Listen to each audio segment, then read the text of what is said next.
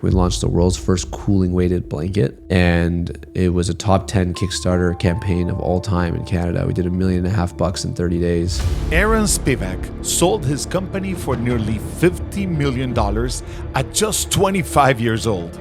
Greatest moment of my life, and also one of the worst moments in my life. But this story didn't begin with millions. It began at 3 a.m, jumping fences to try to get ugly fruit. We were risky. We learned how to use this brand new, we call it the Lamborghini of juices, the day before opening. Boxes of apples in the living room, and they're leaking, and it was mayhem. He built one of Canada's fastest growing companies and faced moments that nearly killed the business. So our first summer, we went from making 30, 40 sales a day to zero. And it got so bad, my co-founder tried to close the business. On national television, every investor on the panel fought for him. If I can do better for other people, then I can leave a better impact on this world. And right when they were about to send him a multi-million-dollar wire to his account, wait a second, business is growing. We're selling this thing that's going to be $1 billion company, and we sold it for $50 million. We're idiots. We should see it through. It's only been 4 years, and all these thoughts, But there's a day and a moment in which the wire hits your account. Can you describe that moment for me? Well, this is the story of how Aaron Spivak built and sold a company and lost himself, only to find a bigger purpose, and why he believes that the truth is you can have it all, but you can't do it alone. So Aaron, you sell a company at 25. Mm-hmm. You make close to, you sell it for close to $50 million. Mm-hmm. And then you publicly admit that was like falling off a cliff, mm-hmm. which doesn't make any sense to most people. So can you walk me through that moment? Was there like an evening after you signed where everything started going downhill? It happens very slowly and then all at once, and, don't get me wrong. I think as an entrepreneur, having that moment is what you work for. And it's, I think, what every entrepreneur at least dreams of, some form of a liquidity event. But to describe the feeling is very difficult. And it's took me close to 5 years, because anyone I would speak to and say, I'm not feeling so good about this, they'd be like, what are you talking about, dude? I'd burn my money if I can get yours, or I would do anything, and you should be grateful. And so you start to internalize it. You say, I can't talk to anyone about this because they're going to throw it back in my face and tell me all the things that I should be happy about. And it took me almost 4 years to really encapsulate what it would feel like. So, do you have a dog? I do. Okay. So how old's your dog? We don't know, but he's guesstimated to be 13 years old. Okay, 13 years old. So let's say 13-year-old dog. Imagine tomorrow, you've done a good job with this dog. You took it from what it was, you treat it so well, you feed it, you cater it, your whole life revolves around this dog. We have to, all this stuff, all this effort, all this love, all this time. Someone comes today when you get home after the podcast, and they knock on your door and they say, I saw you walking your dog the other day. What a beautiful dog. So here's some money. Here's a lot of money. And I'm going to take your dog. Thanks. And then not only that, you're not mad. You're like, oh my God, yes, I worked so hard building this dog. Here, take the dog, take the dog. And now, right after, everybody comes to your house and we celebrate you giving your dog away for money. How do you think you would feel? So far, so good. But at the same time, I'll be missing the dog. Right. You have this part of you that you're like, oh my God, I miss my dog. And you feel a little bit empty inside. And it's very I feel very empty if I have done anything like that with my dog. Yeah. You would cry. You would be sad. But all these people would be looking at you and be like, what's wrong with you? Look at the money. You just got all this money. What's wrong with you? Why would you be sad? Look at all this money you got. But you're like, but I put my life into this dog. And it's very similar in this case. The dog can be very similar to your business, where you spend so much time and effort building this business. It becomes a part of your identity. It has a piece of your heart. And then one day someone comes and gives you money and takes it from you. And they're going to go raise your dog. You did such a good job raising the dog. I'm going to raise the dog now. And as in our world, in the entrepreneurship world, that's the norm. That's what's supposed to happen. This is what we want. We want to put food on the table. We do it for the greater good of our family and our bloodline. And I'm not against selling your company, but I wanted to bring light to the idea of it's not just this big honeymoon phase. There is a moment where you have to mourn the loss of your dog. And at 25, 26 years old, I didn't know anyone that sold their company. I found my M&A lawyer on a Google search. You know, like I made so many mistakes, did it all alone. My parents, they worked hard, but they weren't business owners. And, you know, we didn't really come for much. It was life-changing money for my whole bloodline. And at 25, I got to encapsulate all of this. So when I describe it, I say, you know, was the greatest moment of my life and also one of the worst moments in my life, but at the exact same time. Wow. And to manage those emotions were extremely difficult. Now, if we go back, I mean, you know, you were an ice hockey player for the longest time. Yeah. You went to college and you started being very entrepreneurial while you were waiting, you know, for the college, you know, selection and everything else. And what I gather from your story is that you tried different things from, you know, window cleaning to anything else you come up with. Yeah. But at the same time, it was you were looking for problems to be solved, which I think is a concept that not everybody thinks about when they're putting together a business. Why do we always have to be looking for a problem to be solved? Yeah, for me, it was almost like a little bit of a selfish way. I was solving my own problem every single time. So if you look at like, you know, my party bus days when I was in high school, it all started because, at least in Canada, you know, grade 8, you graduate, whatever that is, elementary school, and you go into high school. So there's a prom. So what do? We all go to one person's house. We take photos. Someone has to order the bus to take us, you know, throughout the night. No bus is coming. We're all like freaking out. So I go to the girl who was supposed to, you know, manage the bus. I say, "What's going on? Where's the bus?" She goes, "My dad didn't want to put his credit card down for all 50 kids." And I was like, "You're a smart guy, you know, like why would anybody who would pay didn't pay?" And there was no bus, and it was a terrible night. And I said to myself, you know, every single prom that's happening tonight, there was 400 proms in the city of Toronto. Every single one is dealing with the same thing. Some, their dads did it, but no one was happy doing it. And I said, all we want is a bus to show up. We want each kid to be able to pay their portion without someone chasing them. We want to make sure that it's secure. Principals want to make sure that there's no alcohol on the bus. They don't want underage drinking at their prom. If I can check all those boxes, everyone's happy. How old are you when you're making all of these filtering and putting this company 13, together? 14. You're kidding me. Yeah, 13, 14, and you're thinking about the impact of no alcohol and making sure it's safe, blah, blah, blah, blah, blah, and you put it together. Yeah, I mean, it was just like it was so like clear to me. And then I said, okay, you know what? I'm going to try. And I said, okay, well, how am I going to get all the buses? You know, like, how do I get it? And there's always a prom committee. And then how am I going to get with the prom committee? It's always like a few girls, and the girls don't want to talk to me. So I said, you know what? I'm going to go to the principal. So I went to the principal. I said, hey, you know, if you use my buses, no one has to put a credit card down. There's a link where every kid that wants can buy a ticket on the bus. It's very simple. They buy a ticket, they have it. If not, they don't. You change the business model, it's right very there. easy. Now you don't have to like one girl collecting cash in the school. The principal doesn't like the transactions happening in the school, you know? And even better, I'll make sure, because I'll have someone on the bus to make sure there's no alcohol on the bus. And the second the principals heard no alcohol on the bus, for sure, she gave me the green light, and all the principals would recommend me to the prom committee. And within 2 years, I had 80% of the proms in the entire city, to the point where it was so big, I was getting death threats at my house from like competitors. And they were actually threatening my dad because they didn't think it was a 13-year-old. Of course, who would think? So my dad actually made me shut it down. But, you know, that was from my own problem. And then, you know, to the juices, it was my own problem, not having healthy things. So it's like every single thing I did was just solving my own problem and then asking myself, how many more people out there are experiencing the same issue as me? And usually it's a lot. It's so crazy to think that the biggest business opportunity can be in front of you trying to solve your own problem. Like you were saying, I mean, Revitalize, basically, you guys were eating Subway sandwiches every time after training. And then you're like, okay, it's got to be healthier. Yeah, the healthiest thing to eat after a training was like Subway. And then like there was really nothing else. And that was a joke. So it was always home cooked meals.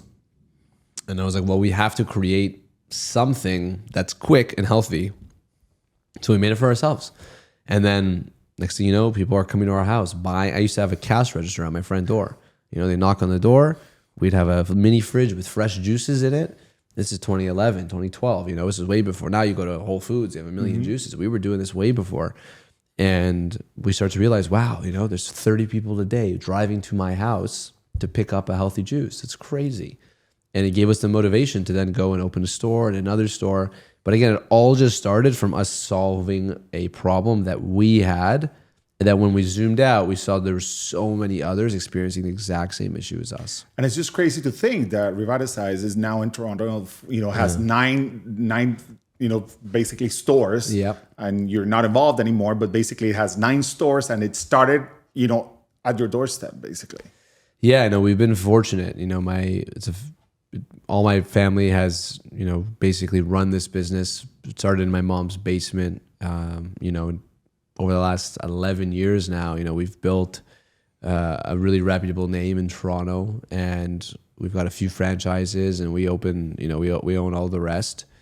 And we've kind of stayed true to who we are. We've never compromised. We've never went to plastic bottles. We never went non-organic. We never, started adding sugar or trying to cut margins. We have hardly increased prices. Like, we've built that business to serve people a guaranteed healthier option. You can walk into that store, no matter what you see on the shelf, a few things to be true. One, we made it, which is the most important. A lot of healthy stores, even in Miami, you go in, they have like the core things they make, and then they just carry a bunch of other products. Every single thing you see, we make fresh in-house. Why? Is it a smart business move? Absolutely not. Like, we don't have efficiencies to make cookies. Like, we don't mass produce any of it. Mm-hmm. So it costs us more to produce it, but we know for sure what's going in. And that was our promise. So whatever we know for sure the ingredients used in this product. Why? Because we made it. We sourced the ingredients. We put it all together. The next thing is that it's fresh. Why? Because nothing's mass produced. Everything is made in small batches. So if you see it, it was made recently, it was made fresh. And our customers love us for that. And we've been able to have an 11-year business and running that does better and better every single year, simply because we decided never to change who we are, regardless of what happens out in the world. Juicing is popular, not popular, celery juice, this, acai, who cares? The trends will come and go, but we'll be consistent with what we offer. Now, Aaron, you were super young when you started going for, to buy fruit, and you basically, picked up the fruit that people that didn't look that pretty, right? Yeah. And you just made it a point to be there at 3 a.m, like those, fruit runs I would call. What was the craziest thing you did at 18 or maybe before or after that you could regret right now that you did just to get the business going or just to make sure that the business kept running? You know what I love about Univista Insurance? It's not just a franchise. It's a movement of everyday people saying yes to ownership. I've seen it firsthand. People with no insurance background, people starting from scratch, professionals, immigrants, side hustlers, they all said yes to a system that works. Univista Franchise gives you a turnkey model, everything from training and marketing to support and access to top insurance carriers. You can serve English and Spanish-speaking clients, which multiplies your client base, especially in places like Miami, Orlando, Dallas, or Houston. Some of the top franchisees have multiple locations. And the best part, you're not just building income. You're protecting homes, families, and businesses in your community. I've worked with Ivan Herrera, Univista's president, for years, and I trust the mission behind what they do. Check out univistafranchise.com to learn more. This might be your sign. Go to univistafranchise.com and see where ownership can take you. Yeah, I think a lot of people, when they think of entrepreneurship, they think the first step is like, okay, I got to go raise money, right? People got to give me money. And I think that it's such a cop-out. I think for any entrepreneur who is serious about what they want to do, and it actually has their heart and soul into it, it has the hustle and the drive, you need to figure out scrappy ways continuously over a long period of time to get your business off the ground. And even when it's off the ground, you still need to maintain that scrappy edge. And that still exists in the businesses that I'm building today. Back then, it meant if I had to buy organic fruit from the grocery store, I was paying 2 to 3, sometimes 4 times wholesale pricing. We couldn't afford to do it. And then I tried to buy directly from the suppliers, the farmers. I wasn't buying enough. I didn't even have a fridge. I was just buying like 4 or 5 boxes. They wanted to drop off a trailer. So I was like, what do I do? I can imagine your mom saying, where are we going to put all this fruit that you guys in my bring into living the room, house? with boxes of apples in the living room, and and they're leaking, and it was mayhem. So I was like, who can sell me wholesale but lower volume and work with me? So they have this food terminal where all the farmers go and they sell only to the grocery stores. A regular civilian cannot get into this food terminal. So I'm like, okay, I need to get a license. And I went to go get a license and they said, you're not a grocery store, you don't have a license. And I was like, okay, now I can't buy here. So, and the food terminal opened at 4 a.m. So I went, it opens at 4, I think it closes around 6. So it's really just like only for the grocery stores. And I jumped the fence at 3:30. I parked my car at the local, we have Tim Hortons, which is like Dunkin' Donuts. And I jumped the fence and I'm in the food terminal and I'm making deals. And they assume anyone that's there, like they assume you're legit, right? And I'm cutting deals. I'm looking at the prices. I'm texting my brother and I'm like, you're not gonna believe it. It's like 1/10 the price. And lo and behold, I finally get the order and the guy goes, okay, bring your truck up here. We'll load up the truck. I said, no. My truck is at the Tim Hortons. It's not a truck, it's a car. And I need you to bring it over there. And the guy looks at me, he's like, what grocery store are you with? I was like, I got no grocery store, man. We're juicing in my house. His brain was like, what are you even talking about? And I'm like, listen, dude, I'm gonna level with you. My order, I need, what I ordered with you, I needed to be delivered slowly over a month. He's like, what? We don't do any of this stuff. And I started to explain the business and, he was not interested in working with me whatsoever. But I said, all of the ugly fruit that gets bruised, none of the grocery stores want. But they're just as good. Just sometimes the box get hit or the pallet falls over. And I'm like, what do you do with it? He's like, well, we sell it for pennies back to the farmers because they can use it for the horses and stuff. And I was like, well, I'll buy it for more than the farmers, but less than the grocery store. But you just got to bring it to me. And he's like, done. At the end of the week, I'll bring you whatever doesn't sell as long as you can use it. And it changed our entire business. And we had a huge relationship with them. He would literally load it in his pickup truck and drive it to my house just so he can not throw it out. And it changed our entire company. And it really gave us the edge in the market because we got the best quality fruit that was ugly fruit that the grocery stores didn't want. There's probably an 18-year-old or a 20-year-old now listening that thinks that the hurdles are really hard to overcome. And they're in their minds, they're like, okay, this is not going to work out. They're not going to let me in. This guy's not going to pay attention. He's not going to give me, allow me to do it in 4 payments. What's your message based on that type of story that you've been through? I mean, there's different analogies that I use, but I'll use the one that works for me. And I know this doesn't work for everyone because I've tried this for others, but it works for me. For me, it's war. And what I mean by that, I've witnessed what it's like to be to be in a moment where if that moment didn't go our way, it would all be over. Many, many times, almost too many times. And as you get older and you live this business life, you start to realize that some of the most incredible entrepreneurs that I've been fortunate enough to meet put themselves in those situations quite often. And it's definitely not a safe, comfortable way to live. Definitely not. But it's the way you have to live when you're building a company. Specifically, if you're building a company with or without capital. Because if you take in capital, same thing. You have high expectations for that capital. People really want to see a lot. And the reason why I say it's war is because that's the mentality.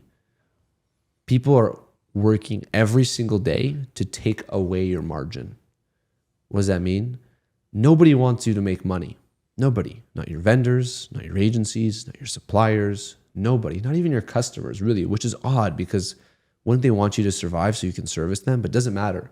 Nobody wants you to make money. You need to fight for your margin every single day and every single moment you can. Because in the long haul, and that's at least 5 years, if not 10 years, the ones who do survive are the ones that have been the most strategic and the most aggressive when it comes to fighting for their business. What happens if fear takes over when I'm trying to fight for my business? Limiting beliefs, fear. Can I do it? Do I have what it takes? I don't know what I'm doing. I'm an idiot. I did it last time. It didn't work. Those are all totally normal feelings. I have those feelings probably every single day. And everyone I know, whether they've been successful and proven, whether they haven't been, whether they've made $1 billion, they still question a lot of what they do. That's the beauty of it. You have to question everything. The only thing you can't do is sit there and be in a state of inaction. What does that mean? It means your thoughts and your fears overcome you to the point where you don't do anything. That is the beginning, the main ingredient to death. That is the recipe for death in business, by being so fearful that you don't take any action. You're better off being fearful, having limiting beliefs, but pushing forward and being wrong versus being fearful, having limiting beliefs, and doing nothing. Because still being wrong, you're one step closer to being right. At least you know what not to do. And when I see business owners freeze in the face of fear, limiting beliefs, scarcity mindset, terrible surroundings, etc., except bad business climate, recession, dollar going down, politics, a million excuses. When I see entrepreneurs freeze, I know their days are numbered. And talk about you going against any fear. You go on Google at some point and you realize that weighted blankets is a big search, really bad product in general. Mm-hmm. And then Hush, which became your big exit, came about.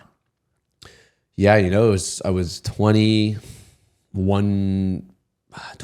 years old, a little bit younger actually. And I was, building Revita, and I dropped out of school at this point. And a lot of my friends are partying, doing the school stuff. And my family was just like not in a position for that. I couldn't afford school. I didn't want to take out debt. My dad drove a truck for 27, 28 years. My mom had an agency that did really well at one point, then fell apart. So she would clean houses and drive school buses, do whatever it can. An agency meaning what? An ad agency or no? What She had an agency for in-home caregivers. Oh, okay. Yeah, okay. So she would place caregivers in people's home. Okay. But then the laws changed in Canada. You weren't allowed to do it anymore, and done.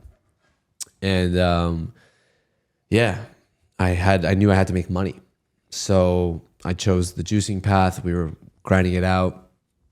And I remember meeting a guy at the bar, a similar story to me. Drop out, built a business, but he built it online. I'm building retail stores. So like two completely different businesses. Mm-hmm. And I'm telling him every time I want to open a location, I have to save up all the profits. And he's like, well, why do you need to open a location? Why don't you just grow the current one? I'm like, well, the way retail works is like you need to be in that location to service that location. And he's like, that's so stupid. Like online, you can just have one store and service everybody. And I was like, I've never even heard of that before. What are you talking about? And my brain kind of exploded. And I actually launched the Revitalize online store. It became like one of our best performing stores. I was like, wow, this is such a new thing, the internet. We can sell on the internet. And I knew I wanted to do something with that guy because with the juices, I can only ship so far because it's a perishable item. And I wanted to have a non-perishable item that I can start. And an article came out, I forget on what news publication, that 1 in 4 Americans are suffering from insomnia, and even more are suffering from stress and anxiety. So we were like, what if we can create a product to solve that problem that everyone seems to be having? Then found a study on deep touch pressure stimulation, which is the science of a hug. When someone gives you a hug for 20 seconds, your body naturally releases serotonin and melatonin, which relax you and make you happy, and reduces cortisol, which is the stress-inducing hormone, which gives you the opportunity to feel kind of like mellow and relaxed. If you do that in your bed, you'll fall asleep.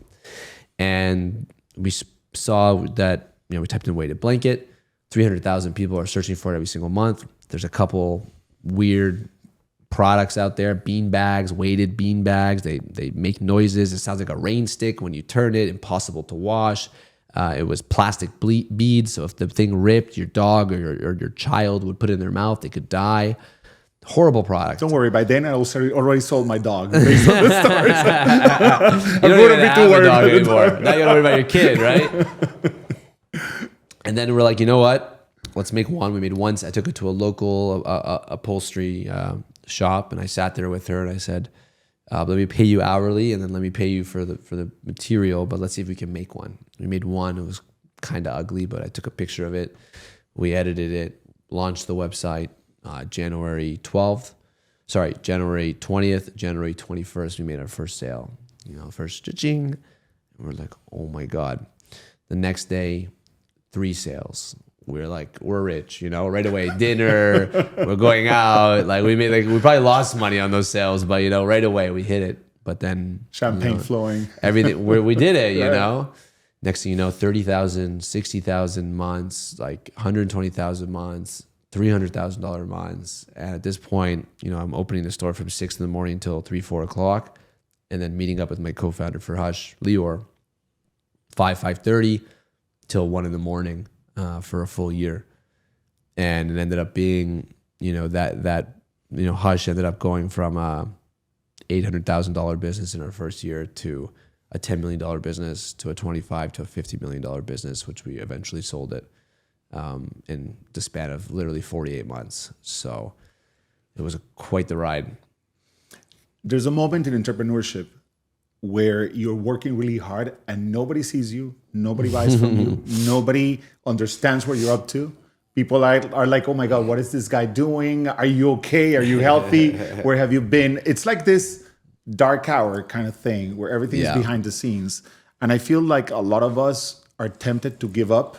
We're in the middle of the process. Mm-hmm. Did you go through that? Was there like a really dark moment while building Hush where you're like, oh my God, is this really going to work out? I mean, yeah, there was so many. I mean, our first year, we started in January. January in Canada is freezing, right? So a nice, cozy, warm blanket sounds really nice. But June, July, August, it's very warm. It's like here, it's very hot. Cozy, warm, sweaty blanket doesn't sound so good. So our first summer, we went from making 30, 40 sales a day to 0. And it got so bad, my co-founder tried to close the business. We said, let's wrap it up. Let's sell the inventory, move on. This doesn't work. And it ended up being one of those moments, kind of like I mentioned before, like there's in those moments where you realize kind of who you are. And literally no sales, like 1 sale a week maybe. We're losing money. I have all this inventory now. So we call the customers. We had about 2,000 customers at the time. We call all the previous customers. We say, what's up? What's going on? Would you guys buy again? Why not buy again? Are you using the blanket? What's going on? You don't tell your friends about it. What's going on? And they all said the same thing. Like, we love the blanket. It works. You guys done an amazing job, but it's 90 degrees outside. I put the thing in the closet. I'll bring it back out in the winter. And I was like, what if I were to make you a cold one? They said, oh, if you made me a cold one, I'd use it. I was like, oh my God, what if we made a cold one? So, my co-founder still wants to close the business. I say, listen, let's do one thing. Let's try to launch a cold version of this blanket and see if it goes. And if it doesn't go, we'll move out from the business. And then he had a brilliant idea to do it on Kickstarter, because little did we know, to develop your own fabric, you need to buy 100,000 yards, which was $125,000 at the time, which we didn't have because we're, 2 20-year-old brokes. And we launched a Kickstarter in March after developing this fabric. We call it the ice fabric. We launched the world's first cooling weighted blanket. And it was a top 10 Kickstarter campaign of all time in Canada. We did $1.5 million in 30 days. And it took our business from the point of about to give up and move on to, we were $600,000-$700,000 a year business that first year to a $10 million business the next year. We went from 3,500 customers to, I think, like almost 100,000 customers. And, again, it comes back to that first point. Like, as an entrepreneur, it's like, it's in those moments where you think like it's done, the ones that find that second wing, that's last, okay, let's keep going, that push a little bit further, always achieve something. It's like that meme, with the guy digging for the diamonds, and the one guy stops right before. He's up and it's right there. Yeah, and the other guy starts digging way behind him, but he's not going to give up. I feel like entrepreneurship is that meme every single day. So we spoke about the dark moments, right? But then there's suddenly, the success, which everybody thinks it's overnight. It's like, oh no, these people just had this big overnight success. So you're seeing yourself with $10 million of revenue a year, and then word starts coming out of how great you're doing. Did you experience that typical situation where everyone starts calling and suddenly somebody's your best friend, and then there's a long lost cousin who now would like to pitch you his product because he knows you're doing well, or can you help my mom? That's a good point. Yes, but not at that moment. I experienced the opposite. I think a lot of entrepreneurs do. When your business starts to do really well, a lot of people become haters, and they think you're a fraud and that your business sucks and that it's not going to last and that it's a fad or a trend and you're getting lucky. And it's, I used to have people that I knew that would make fake accounts and comment on our ads saying shitty Chinese blankets, or, China makes great blankets, but they were trying to say, or, and there would be a lot of chatter. And because there's two types of friends in this world, and we all know this, so this is not going to be news, but there's the friend that wants the best for you, which we all love those guys and girls. And then there's the friend that wants the best for you as long as it's not better than them. And when the business starts to do really well, it's in our case, it's a public facing business, then a lot of people start to get in their head about it's doing better than them. And they start to become less and less happy for you. And that was very, very clear to me early on. And so I didn't really get the old friend from the woodworks until after our acquisition, when a lot of people were like, I have an idea. And I said, so do I. Leave me alone. I'll stick to my idea. What makes you think you got better ideas than me now? So yeah, I think when your business starts to explode, unfortunately, a lot of the people in your circle, at least that have been around for a while, they want to keep you where they're at, because what you're doing as a friend that's doing better than the other friend, what you're doing is you're actually challenging their limiting beliefs. You're challenging who they are as a person, which is a very personal thing, right? Because you and I are together, we grew up together, we went to school together, we got the same grades, I did better in math, you did better in English. We're kind of the same. I got a girlfriend, you got a girlfriend, we all, it kind of balances out. But you don't think that we can be millionaires. You think we can get really good jobs though, and good degrees. So that's what we do. I got a good job, you get a good job. Well, you don't think we can be millionaires, right? And then one of us becomes a millionaire. And what does that say about you? It changes the way you think about yourself. So either I'm a fraud because you don't even believe it could be true, or you question who you are as a person. So it's a very personal experience for a lot of people. But the best of friends don't see that as a limiting belief, and they look at it the other way around, and they say, you know what? If he can do it, I can do it. And you bring them up. Were you ever tempted to stick with the old friends mentality? Like, do you ever feel like you didn't do something because you were just going to stand out a little too much for my peer group, for my family? This is just too out there. Honestly, no.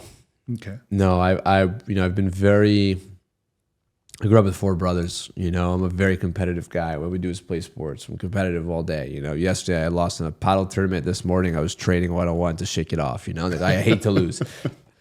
So like for me, it's me versus me. It's me versus me in every arena, and I really want to be the best at whatever I do. And even if I know I'll never be the best paddle player in the world, I want to try. And even if I know I used to DJ, even if I knew I was never going to be the best DJ, I still want to try. I still want to get better, because it's me versus me. And I feel like that mentality, specifically as an entrepreneur, but also as a human being, if you can adopt the mentality that you need to get better, because guess what? Nobody thinks about anyone else but themselves all day. Like, you're in your head all day. You're thinking about you all day long, from the second you wake up to the clothes, to the hair, to the shower, like what you got to do, what you got to take care of, you all day. No one's going around and thinking about me all day. Like, you're just not. Like, that's just life. And sometimes we live life thinking that everyone's looking at us and judging us. No one gives a shit. So if that's true, and I know it's true, then I should just worry about myself and make sure that if I can become the better version of myself, then I can show up better for other people. And if I can do better for other people, then I can leave a better impact on this world. But it all starts with me. I like that. I'm wondering about the experience. Everybody that has a product these days would love to be on Shark Tank.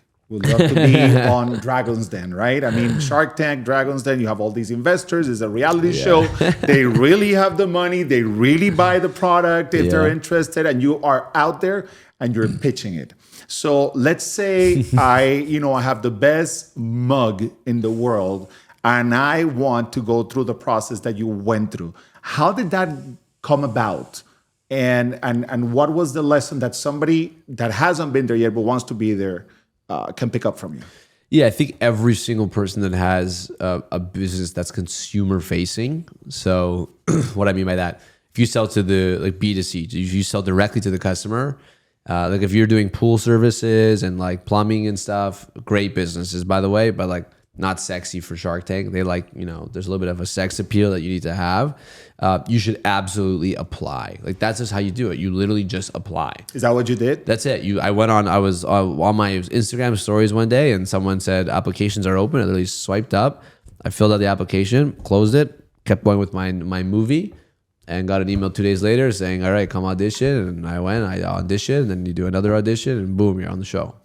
What is an audition like? Because these are reality shows. So I would have thought that you walk in there for the first time, you've never been there, and you do the best you can. That's basically it. So you basically what you do is you.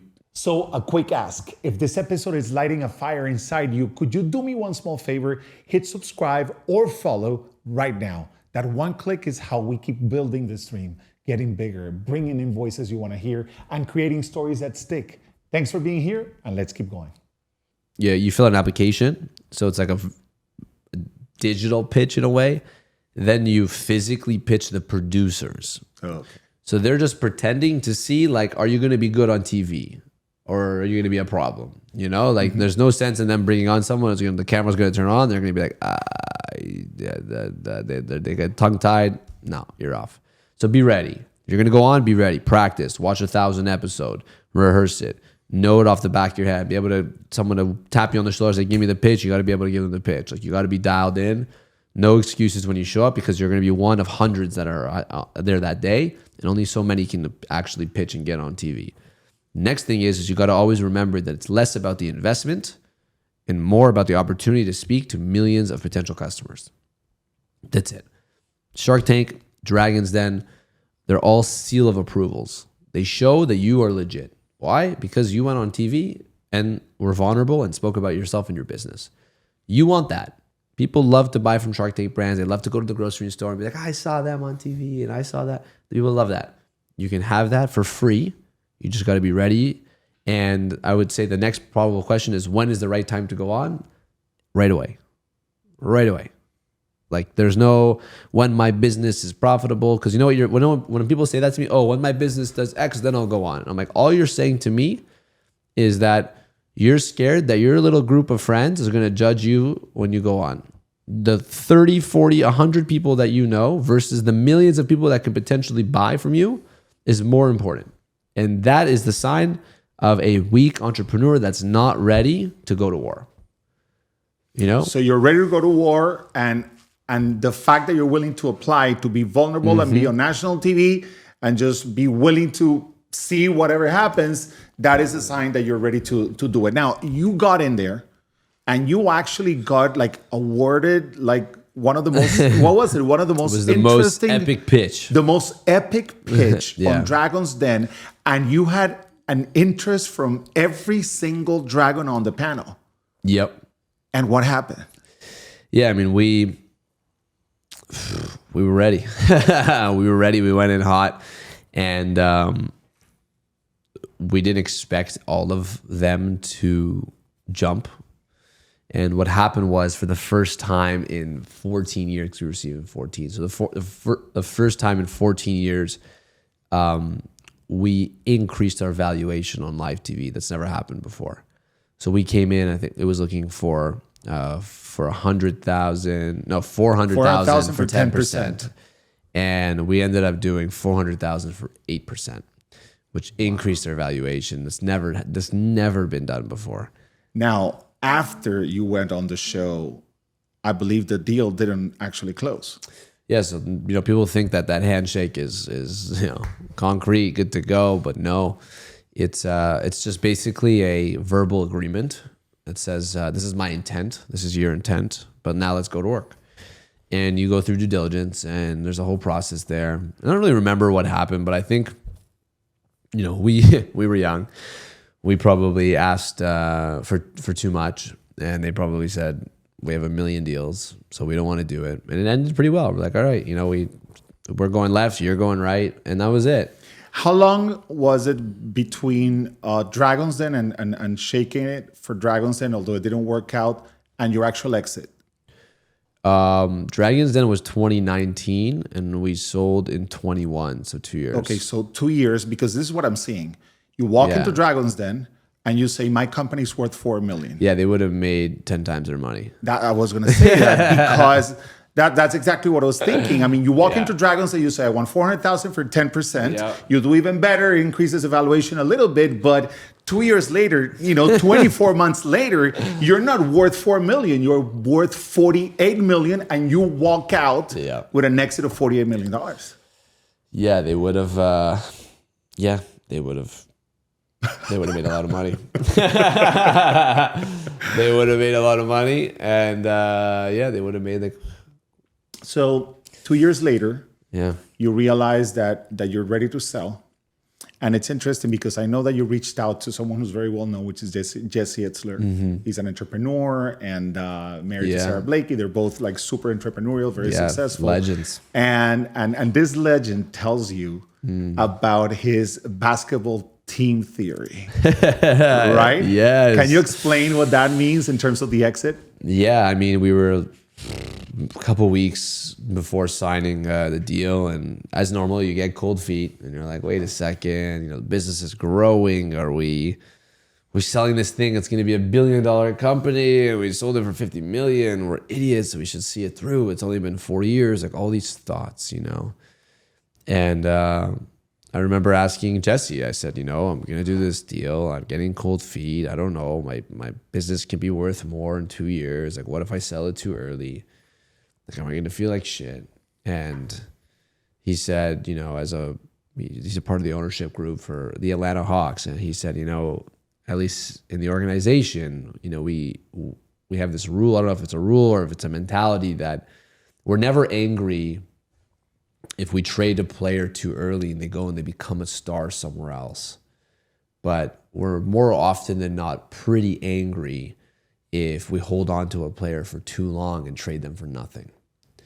And I didn't fully understand it at the time, but I really do understand it now. It's basically like, you draft a player, you develop them, you trade them for something, and they go become a star somewhere else. It's like, you know what? We got a pretty good organization. We draft well, like, look at that. Like, you started here. Like, it still means a lot. Everyone's proud. You wish you held it. You wish you was the star in your organization, but you're still very proud of the organization.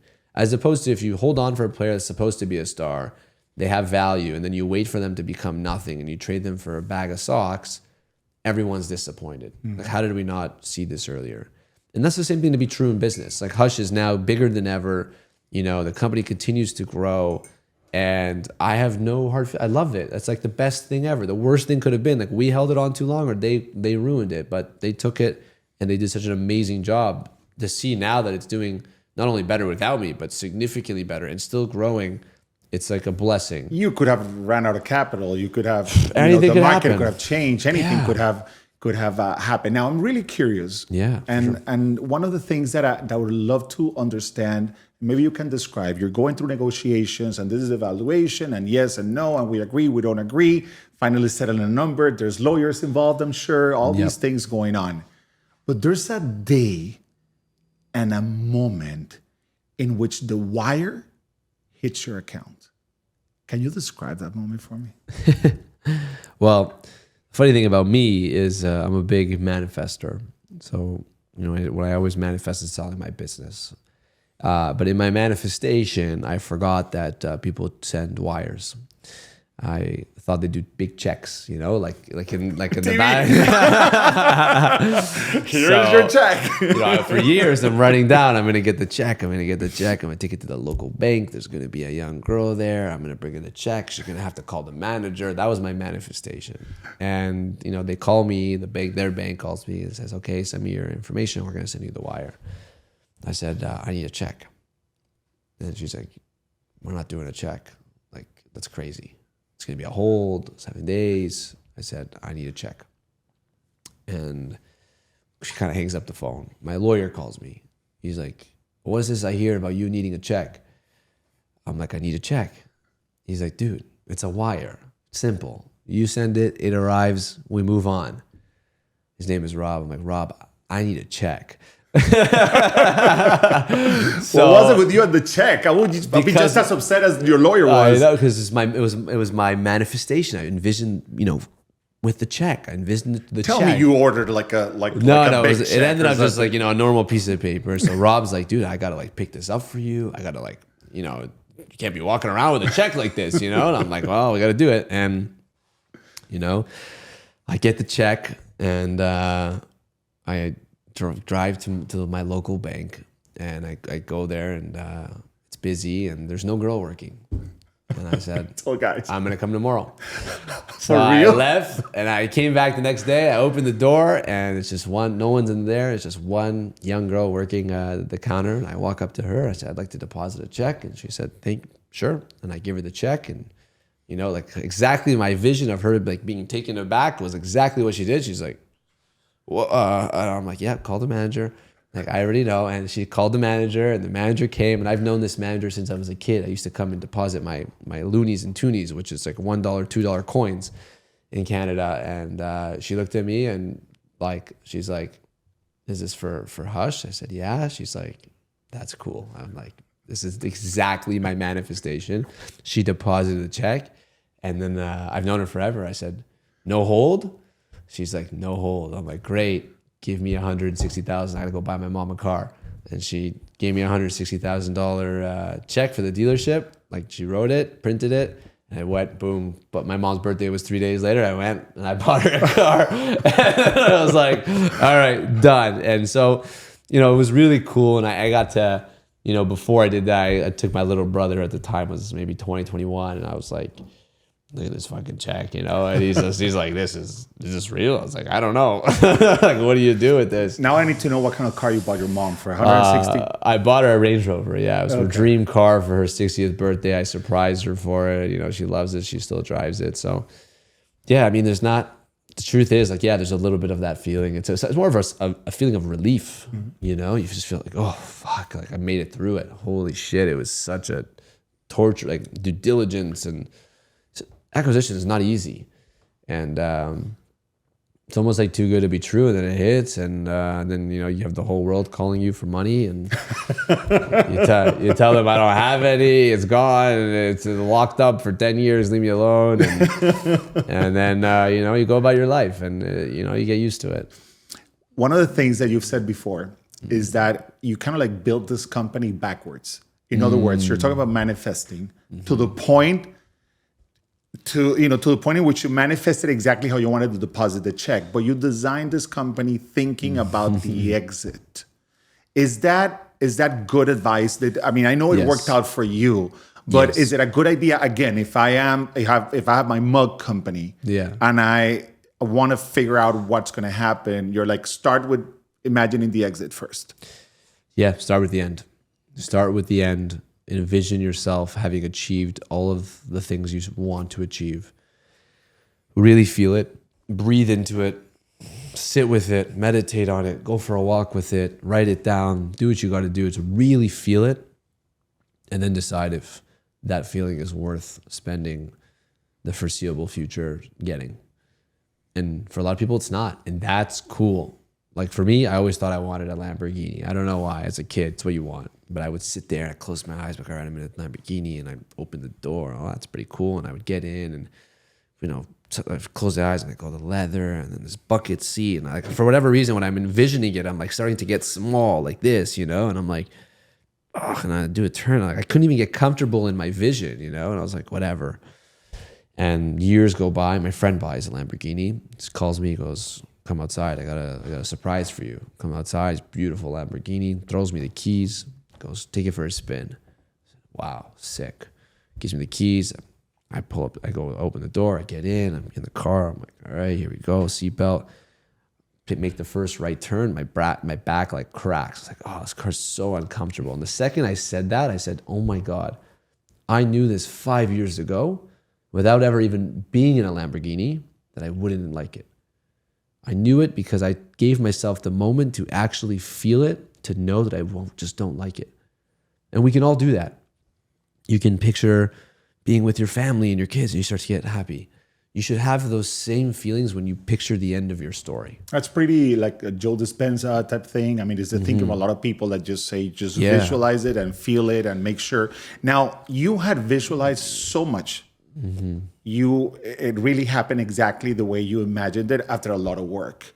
But you never imagined the depression that was going to come after that. That was not part of the visualization, I am assuming. So yeah. Maybe is it that you maybe didn't visualize what was next? I just didn't. I wasn't ready for not having something to work on. You know, I never even thought of that for a second. You know, I didn't think of like, oh my God, now I'm not building anything. I don't own really anything. We can wake up and what am I supposed to do? What's my purpose? You know, what am I doing in this world? So you start spending lots of money and, oh, that doesn't feel so good. Okay, well, I'll stop doing that. And I'll start traveling. Okay, traveling's cool, but it gets boring after a while. Okay, what am I doing? And that I was never ready for, but I was, you know, it was much needed and it really led to, you know, where I'm at today. So I know that what you're doing now, which is a Founders Club, that I'd love for you to explain a little bit. Yeah, but I know that it comes from the need of reaching out to other people, having dinner, having conversations. And a lot of us, when we're not feeling great, we tend to isolate ourselves. So what can we learn from the way you approached it in terms of reaching out as opposed to isolating? Yeah, I mean, at the end of the day, I feel like everything in life has some form of community, whatever modality, whether you're into religion or running or breath work or meditation. It doesn't matter what you're into, there's a community for it. But for whatever reason, if you're into entrepreneurship, there's nothing. You have to do it alone. And I think that's bullshit. I think entrepreneurs should be surrounded by like-minded individuals. You should be surrounded by other entrepreneurs. You should be able to share resources. You should be able to build authentic relationship, which means you're giving and taking in equal parts over a long period of time.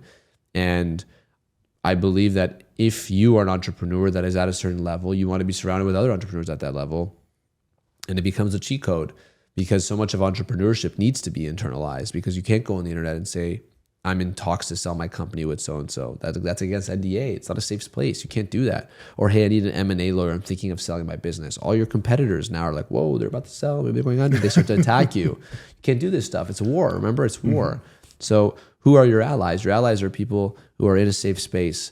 And that's why we created the Founders Club, because so many of these communities that I was a part of, although they were great, they just served a different purpose. You know, they were very niche based. They spoke about one thing, did one thing. And it's like, no, I believe in having a wholesome life, having a life that you at least strive to be full in all of your buckets. You know, when I tell people, I said, you know, would you rather be have an amazing relationship with your kids, have everything you need in terms of like food, money, and shelter, or have none of that but be a billionaire? No one in my club, at least, would take the billionaire. It's like, oh, I'd be miserable, have terrible relationships, have terrible relationship with your kids, but you're rich and be like out of shape and not healthy. It's like, no. You know, and that's the new age entrepreneur. The new age entrepreneur wants it all. And the truth is, you can have it all, but you can't do it alone. We're designed. You can have it all. I want to hold on to that for a moment. Yeah. You can have it all, but you can't have it alone. You can have it all, but you can't have it alone. You need other people to be there for you, just like they have. We can all close our eyes and think about 3 or 4 moments in our life where someone else was there for us when we didn't even expect it or ask, and it changed the entire trajectory of our life. And what if that can happen at scale? What if you could have 1,000 people who are at the best at what they do, be there for you, and vice versa? What if you can be there for other people when they need what you're really good at? because you have a superstar talent and other people have their own superstar talent. But together, if we approach it with the right mentality, which is first I must give before I can take. And if we all approach it with the same way, think about what we can do in this world. So what's the concept in terms of the threshold, and what happens when somebody reaches that threshold and wants to be part of the Founders Club? What kind of experience are you creating? Yeah, so for us, it's like, once you hit $1 million a year, you can apply. And then once you're in the club, we activate in so many different ways. So, we're an international club. So we have close to 200 events a year. And those events can be retreats, they can be meetups, they can be masterminds. We actually have one today. We had 6 on last Wednesday in 6 different cities. We do social events, whether we're going hiking or biking or skiing or surfing or whatever. So sometimes fun stuff. Then we have men's and women's retreats. We just finished a men's retreat in Muskoka, which was all about like deep growth for men. I saw the pictures on your Instagram. Yeah, it was incredible. 26 men 26 men members also. We have the women's retreat in October. We have our big forum, which is like 250 of our members will fly into New York. We'll do a big forum, full day. This is all your concept. This is all your idea. Like this is another need of yours, of mine, met by your entrepreneurial journey. Exactly. This is what I wanted, and everyone else happens to want the same thing. That just makes so much sense. Yeah. It makes a lot of sense. And you have the Founder to Founder podcast, which we're going to link to so people can check it out. Yeah, the podcast is, again, it's just another thing. It's like I want to see what's going on behind a lot of the founders. A lot of the founders, they get on a podcast or they just want to talk like, I'm so good at this and I'm so good at this and I'm so good at this. And that's good. I love that. We need that. But for me, it's like I want to create a space where we can talk about maybe what's not so good and, what you're doing about that. Because so many people can relate to that. Some of our best conversations in the group, because we also have virtual masterminds. We have virtual Slack, virtual masterminds. So people are traveling. You don't have to live in a specific place. If you just meet the threshold, you can join. Some of the best conversations are where people are the most vulnerable about things that they're going through. People are going through divorce. You know how hard it is to divorce from and then also be in business with that person. It's like we're splitting the business and we're splitting the family. It's like, how do you navigate that? You can't talk to your employees. You can't talk to your families. And it's like, but you don't want it all to go apart because you love your family and you love the business, but you obviously don't love the relationship. It's like, imagine you had a group there to support you through that. And that holding that space, that container, very difficult to create, but so worthwhile once we do. And let's say I still don't qualify for the Founders Club. Mm-hmm. Let's say that I'm at $999,999, or maybe I'm in my 20s or in my 30s or whatever age I am, and I'm at 20,000 in my business, or 30,000 a year, or 50,000 a year. How do I create my own Founders Club while I don't still qualify for yours? You consume the content. So the content in this world, like this podcast right now, like there's so much amazing content to help get you your first $1 million in revenue. It's just, the content's amazing. There's the Hermosis, the Gary V's, what we do, this podcast. There's so much. There's books, there's creators. There's so much out there. You just got to do the work. And me personally, I believe anybody can hustle their first $1 million. You can grind your first $1 million. You can grind your first $1 million. But I want to ask you, sort of to wrap it up, but to think of those that are going through the dark times that you already went through. I want to, think for a moment about the person that's going through depression, really dark times, can't see the light at the end of the tunnel. As someone who has been there, what could be a good first step that you can recommend that will make a difference to start seeing change? The best first step would be to give yourself some space to get a notebook and go for a walk, find a rock or a bench somewhere. And you're going to write 2 pages. The first page is you're going to just describe your life the way you see it today. Your whole life. What you love about it, what you don't love about it. Everything. And just as it is. There's no right way to do it, wrong way to do it. Just as much detail as you can. Maybe even 2 pages. And then you're going to flip the page. And then you're going to write a perfect week for your future self. And you're going to use it in great detail. And you're going to describe everything from the way you look to the way you feel when you walk outside to it being 3:30 p.m. and you get to take your dog for a walk and she's running through the bushes and it's amazing, and your shape and what texts you're getting on your phone. You get a text from your loved one reminding how important you are, and you get home and you check the sales at 9 p.m. and it's a record day yet again, and what that feels like. And you just describe a perfect day, a perfect week, and you just sit with that, and that's where you start. When everything else fails, humans love something to look forward to. And you have to give yourself something to look forward to. And you work towards that every single day. And let's imagine now that we are at 100 years from today. Let's assume and that we're all dead. We're all dead. We're all dead. Google maybe still exists. Yeah. Maybe they got to survive after OpenAI and everybody else. And somebody Googles your name. Somebody goes, okay, Aaron Spivak. What would you like those top search results to say about you? I mean, if I could choose, I would have it talk about, what this community has been able to do for so many founders. Personally, selfishly, I think founders are the coolest people in the world. They take the most amount of risk. They drive the most amount of opportunity. They run economies. Small businesses run the world. And I think if whatever it says there, if it mentions what this community has been able to do and produce in terms of incredible businesses and entrepreneurs and a space for people to be heard and to grow within. And of course, to hopefully one day have my future kids try and apply and be in the club and talk about, where my family's come from and what we've been able to do with all of that. I think I would be really happy. Aaron, I want to thank you for reminding us about the power of visualizing, the power of committing, and the power of connecting with other people. And especially I want to thank you for saying yes to a perfect stranger like me. It's the best way. For showing up. Let's go. For that message a couple weeks ago where you said, I don't know you, but let's do it. So thanks for that, because it only shows that you're a connector, and that whoever is already at the threshold of joining the Founders Club will be in for a treat and for the real deal. So thanks so much for joining us today. Thank you, man.